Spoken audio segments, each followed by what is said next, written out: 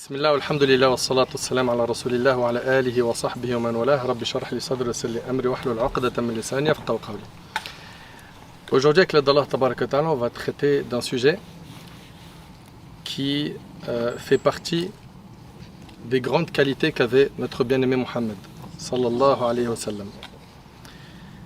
Pour introduire ce sujet, je vais d'abord citer des textes de la religion et puis après vous allez comprendre dans quelle direction je vais. Le prophète alayhi salatu wassalam, dans un hadith rapporté par Ibn Abi Dunya selon Abdullah ibn Omar, dans ce hadith il a dit que les œuvres les plus aimées d'Allah, c'est une joie que tu fais ressentir à un musulman. D'accord? Sururun tudkhilhu ala muslim. Et quand on regarde dans les textes de notre religion, on a plein d'encouragements à quoi? À rendre les gens heureux, à leur annoncer des bonnes nouvelles. À leur annoncer des bonnes nouvelles. Quand on regarde dans le Coran et quand on médite, on voit qu'Allah subhanahu wa ta'ala nous invite à annoncer des bonnes nouvelles. Il nous dit Azza wa Jal, wa bashir sabirin, n'est-ce pas? Fais la bonne annonce aux endurants. Alladhina idha asabathum musiba qalu inna lillahi wa inna ilayhi raji'un. Ceux qui lorsqu'ils sont touchés par un malheur, une catastrophe, ils disent quoi? Nous appartenons à Allah et c'est envers lui que nous retournerons. Allah tabaraka wa ta'ala dit wa bashiril mu'minin, n'est-ce pas? Il dit fais la bonne annonce aux croyants. Il dit wa bashiril ladhina amanu wa amilus salihat anna lahum jannatin tajri min tahtiha al-anhar. Fais la bonne annonce à qui? Aux croyants et ceux qui ont fait des bonnes actions, okay, les croyants qui ont fait des bonnes actions, qu'ils auront quoi? Des ruisseaux qui couleront sous leurs pieds. Ou ça au paradis, qu'Allah subhanahu wa ta'ala nous accorde le paradis. Allah Azza wa Jalla, il a envoyé les prophètes et ils avaient deux principales missions. C'était quoi? Annoncer les bonnes nouvelles et avertir du châtiment d'Allah tabaraka wa ta'ala. رسلا مبشرين ومنذرين لئلا يكون للناس على الله حجة بعد الرسل. Allah subhanahu wa ta'ala dit des messagers qui sont quoi? Mubashirin. Il commence par ça, Allah subhanahu wa ta'ala. Il dit Mubashirin, c'est-à-dire qu'ils sont annonciateurs de bonnes nouvelles. Wa mundhirin, et avertisseurs. Pourquoi? Pour que les gens n'aient pas d'excuses, d'arguments auprès d'Allah le jour du jugement, après la venue des messagers. Donc on s'aperçoit en fait que dans notre religion, et les textes, il y en a à la pelle. La religion, elle encourage à quoi? À annoncer des bonnes nouvelles. Et aujourd'hui, le thème d'aujourd'hui, c'est quoi? C'est apprenons à annoncer des bonnes nouvelles, à remonter le moral des gens qui nous entourent. Le prophète, alayhi salatu wassalam, il a dit Bashiru, alayhi salatu wassalam, le prophète, il a dit Yassiru wa la tu'assiru. Rendez les choses faciles, ne les rendez pas dures. Bashiru wa la tunafiru. Annoncez des bonnes nouvelles, faites pas fuir. Annoncez des bonnes nouvelles et ne faites pas fuir. Et Allah tabaraka wa ta'ala, il dit au prophète, wa law kunta faddan ghalidha al-qalb, si tu étais rude, au cœur dur, il se serait enfui, il ne serait pas resté autour de toi. Okay? Donc on voit ici que dans notre religion, on a ce devoir d'annoncer des bonnes nouvelles. Et vous avez remarqué que annoncer des bonnes nouvelles, tout de suite ça tranquillise l'esprit, ça fait du bien, n'est-ce pas? Ça donne un coup de boost au moral. La religion a pour objectif de nous rendre heureux, épanouis, positifs, et pas négatifs. Des fois tu restes avec des gens, c'est des pessimistes stade final. Ah, c'est cuit pour nous. Ah, les musulmans c'est fichu. Oh purée, t'as vu comment la vie elle est dure? Il n'y a que des épreuves dans la vie. Ma vie elle est pourrie. Tu restes avec lui 2 minutes, t'as envie de te pendre. Et ça, c'est pas islamique. Ce comportement-là, cette personne ne comprend pas que la religion est venue. Subhanallah. Méditons les textes. Regardez Allah tabaraka wa ta'ala, il dit quoi? Allah ta'ala, il dit wa bashir as-sabirin. Il dit fais la bonne annonce aux endurants. Fais la bonne annonce, la bonne nouvelle. Alladhina idha asabathum musiba. C'est qui les endurants? Ceux qui, lorsqu'ils sont touchés d'un malheur, ils disent quoi? Inna lillahi wa inna ilayhi raji'un. Et d'ailleurs, ce qu'on appelle dua al-musiba, c'est l'invocation qu'on fait quand on a un malheur. Quand tu regardes dans les textes de la religion, tu retrouveras que plus d'une fois, dans le livre d'Allah et la sunna du prophète, il nous est demandé de quoi? D'apaiser les gens, de les apaiser. Le prophète, il nous a enseigné que quand il y a quelqu'un qui est malade, parmi ce qui est recommandé de lui dire, c'est quoi? La ba's, tahur incha'Allah. La ba's, ça va aller. Tahur incha'Allah, c'est une source de purification. Okay? Il nous a enseigné dans un hadith que celui qui perd un enfant, d'ailleurs il y a le dialogue entre Allah et ses anges, comment est-ce que vous avez trouvé mon serviteur? Et ils disent, il t'a loué. Et il a dit, inna lillahi wa inna ilayhi raji'un. Et qu'est-ce qui est dit dans le hadith à la fin? Ubnu lahu baytan fil jannah. Construisez-lui une maison au paradis. Wa sammuhu bayt al-hamd. Et nommez cette maison au paradis la maison de la louange. Donc on voit que le musulman, il doit toujours être positif. Et quoi qu'il ait comme malheur, qu'il se rappelle que, un, ça aurait pu être pire, que deux, pour le croyant, c'est une source de purification, ok, que nous sommes sur une terre d'épreuve, qu'il faut impérativement valider le test sur terre. Pourquoi? Parce que le jour du jugement, Allah Ta'ala, qu'est-ce qu'il nous dit? Ala inna awliya Allah, la khawfun alayhim, wa lahum yahzanoun. Et c'est qui? Al-awliya, awliya Allah Azza wa Jal, c'est qui? Alladhina amanu wa kanu yattaqun. Allah subhanahu wa ta'ala, il dit, certes, les alliés d'Allah, il n'y aura pas de crainte pour eux et pas de tristesse. Après la mort, pour le croyant, pas de crainte, pas de panique et pas de tristesse. Et Allah, il nous les décrit, ces alliés d'Allah. Les alliés d'Allah, c'est ceux qui ont cru et qui ont été pieux. Donc, al-iman wa taqwa, tu deviens un allié d'Allah subhanahu wa ta'ala. Tu vois, c'est-à-dire que le croyant, en fait, il doit toujours être positif et se dire que même s'il y a des difficultés dans la dunya, alhamdulillah, il faut réussir à voir le bon côté des choses. Et même dans les difficultés que subit la Ummah, il faut toujours être quelqu'un de positif et donner de l'énergie à la Ummah et pas les souffler. En lui disant, c'est fichu pour les musulmans. Franchement, là, on leur donne pas long feu. Et pour ceci, ça y est, toi tu es malade, tu as eu cette maladie? Moi je me rappelle, subhanallah, j'avais eu une embolie pulmonaire il y a quelques années et je savais pas ce que c'était. Je savais pas. D'un seul coup, après un Covid, je me suis retrouvé à l'hôpital. D'accord?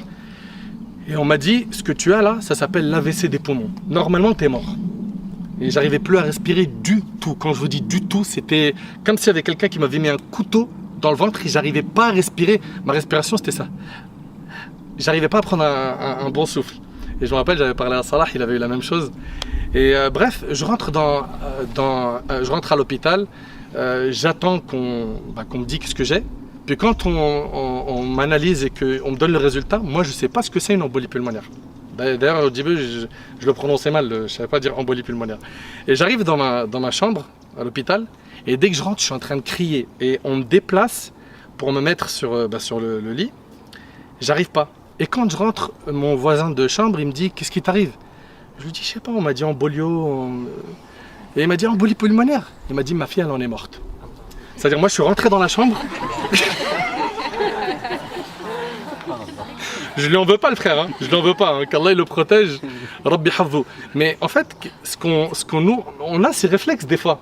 On a ces réflexes de venir anéantir quelqu'un, l'anéantir. Il est éprouvé, tu le mets dans le trou. Allah subhanahu wa ta'ala il dit, قل للذين كفروا إن ينتهوا يغفر لهم ما قد سلف. Allah subhanahu wa ta'ala il dit, dis à ceux qui ont mécru, si jamais ils demandent pardon, ils reviennent vers Allah subhanahu wa ta'ala, Allah il leur pardonnera tout leur péché passé. Le désobéissant, qu'est-ce qu'Allah subhanahu wa ta'ala dit à ceux qui ont fait trop de péchés? Allah subhanahu wa ta'ala dit, قل يا عبادي الذين أسرفوا على أنفسهم لا تقنطوا من رحمة الله إن الله يغفر الذنوب جميعا. Allah subhanahu wa ta'ala dit, ô vous mes serviteurs qui avez commis des excès à votre propre détriment, ne désespérez pas de la miséricorde d'Allah. Allah pardonne tous les péchés. Quand on analyse les textes de notre religion, on voit que le Coran et la Sunna viennent nous donner espoir, viennent nous donner un coup de boost. Ils nous invitent à quoi? À annoncer des bonnes nouvelles. Et c'était le comportement du prophète alayhi salatu wassalam. Combien de fois il est passé à côté des compagnons éprouvés? Sabran ala Yasir, fa inna maw'idakumul jannah. Patientez, la famille de Yasir. Ils étaient torturés, c'était dur pour eux. Votre rendez-vous, il est au paradis. Le prophète il nous enseignait, dans le hadith rapporté par Muslim, qu'on ramènera la personne qui a subi le plus d'épreuves dans la vie d'ici-bas. Parmi les gens du paradis. La personne parmi nous, de la communauté musulmane, qui a subi le plus d'épreuves.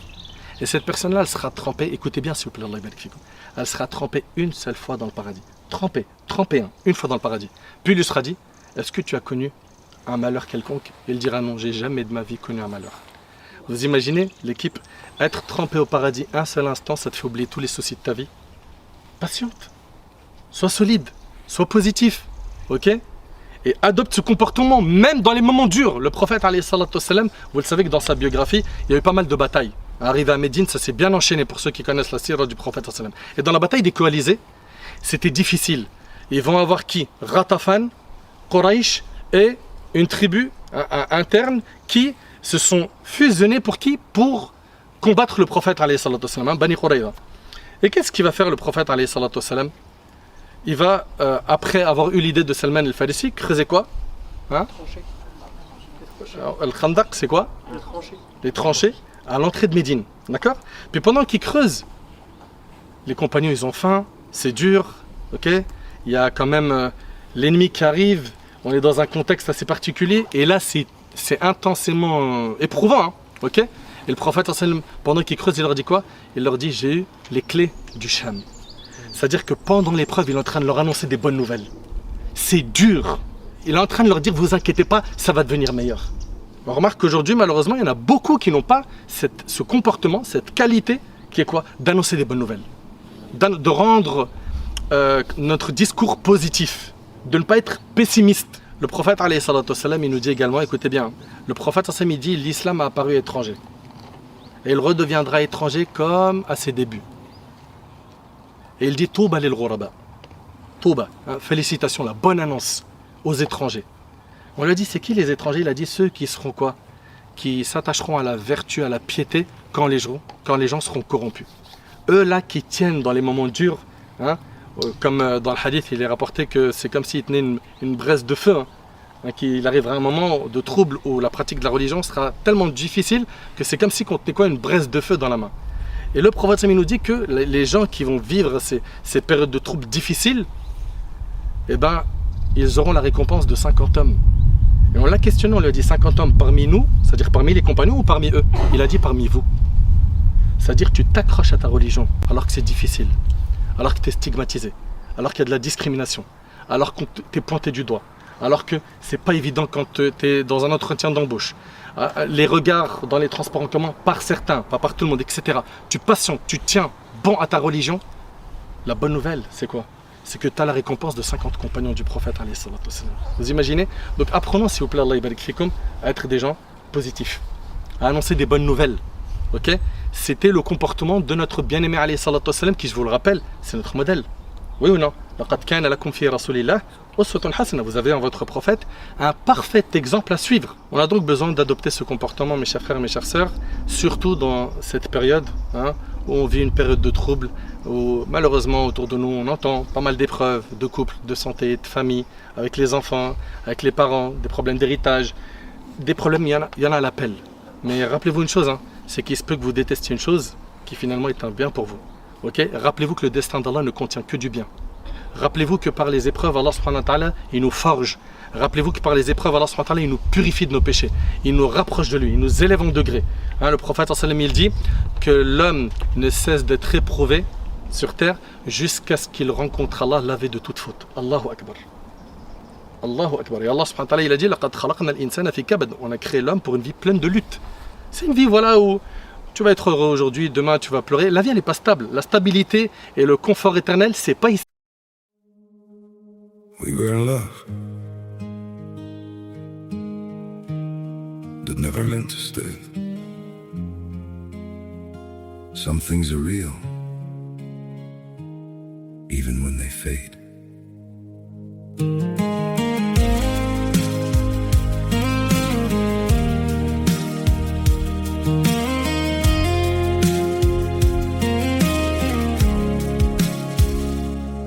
I used to think if we kept holding on, we could bend the truth somehow.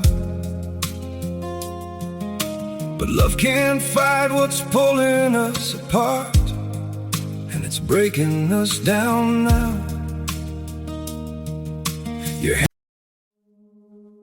We were in love, that never meant to stay. Some things are real, even when they fade.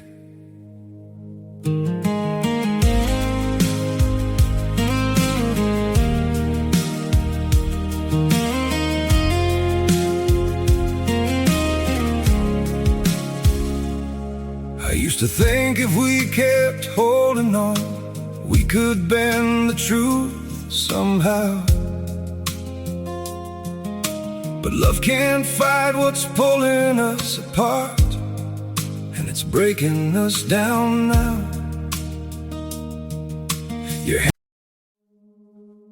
We were in love, that never meant to stay. Some things are real, even when they fade.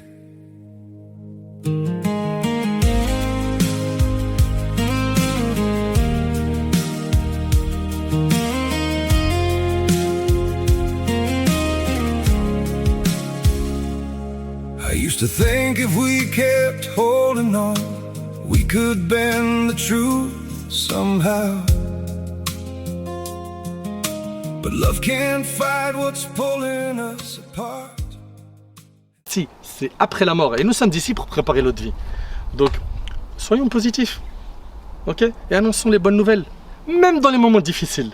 Même dans les moments difficiles. Quelqu'un t'a parlé de la perte d'un proche. Rappelle-le qu'il faut qu'il soit patient. Ok? Qu'il fasse des doigts pour lui. Qu'il accepte le destin d'Allah subhanahu wa ta'ala. Ça me rappelle, subhanallah, une histoire de Sa'd ibn Abi Waqqas radiyallahu anhu. Sa'd, il fait partie des 10 à qui il a été promis le paradis. D'accord? Et c'est un compagnon qui est vraiment extraordinaire. Ce compagnon-là, il a eu une invocation du prophète sallam pour avoir l'invocation exaucée. C'est-à-dire, lui, il invoque Allah, son doigt il est mustajab, il est exaucé. Essaye d'imaginer que tu es à sa place.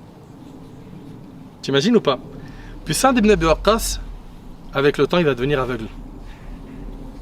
Les compagnons, ils viennent, ils lui demandent dua, et il leur fait dua. Puis quelqu'un va lui dire, mais et pourquoi tu ne demandes pas à Allah qui te rend ta vue? Vous savez qu'est-ce qu'il va dire? Il va dire, le destin d'Allah, ce qu'Allah m'a écrit, m'est préférable à ma vue. Allah subhanahu wa ta'ala, il a voulu pour moi ça. Ce qu'Allah a voulu pour moi, c'est meilleur que ma vue. Allahu Akbar. Apprenons à être satisfaits du destin d'Allah subhanahu wa ta'ala. Apprenons à attribuer le bien à Allah subhanahu wa ta'ala et le mal à nous-mêmes. Ok? Pensons tout le temps du bien d'Allah. Rappelez-vous qu'Allah subhanahu wa ta'ala n'est pas injuste. Allah subhanahu wa ta'ala, il dit, Ya ibadi, inni haramtu dhulma ala nafsi wa ja'altuhu baynakum muharrama fala tadhalamu. Ô mes serviteurs, je me suis interdit l'injustice et je l'ai rendue interdite envers vous-mêmes. Ne soyez pas injustes. Allah subhanahu wa ta'ala, il s'est interdit l'injustice. Donc tout ce qu'il fait, c'est quoi? C'est justice. C'est quoi? Hikmah, sagesse. Acceptons le destin d'Allah subhanahu wa ta'ala. D'accord? Au moment de l'épreuve, soyons solides et rappelons-nous des textes de notre religion qui nous donnent de l'énergie, qui nous permettent de surmonter tout cela. Et n'oubliez pas, bashiru wa la tunaffiru. Annoncez des bonnes nouvelles et ne faites pas fuir. Et le prophète il a dit, il y en a parmi vous qui font fuir. Ils font fuir et ils sont tellement durs dans leur discours, tellement durs envers les gens, tellement ils manquent de tact et de gants, qui font fuir les gens. C'est-à-dire que lui, il va peut-être, ou elle va peut-être faire le nécessaire. Pourquoi? Pour amener les gens vers le bien, mais c'est mal configuré tout ça. Hein? Les mots qui sont employés, le code utilisé est tellement mauvais que le résultat au final, il est tout le contraire de ce que la personne a voulu. Enfin, apprenons cette sagesse par l'apprentissage de notre religion, par le fait de regarder tout simplement le Coran, comment est-ce qu'il nous éduque, et le prophète comment est-ce qu'il a mis en pratique tout cela. J'implore Allah subhanahu wa ta'ala de nous accorder ce comportement, qui est d'être quelqu'un de positif, quelqu'un qui donne espoir, quelqu'un qui annonce des bonnes nouvelles, et pas quelqu'un qui détruit le moral des gens. Allah subhanahu wa ta'ala an yanfa'ani bima qultu wa yanfa'akum bima sami'tum. هذا والله أعلم سبحانك اللهم وبحمدك أشهد أن لا إله إلا أنت أستغفرك وأتوب إليك وبارك الله فيك.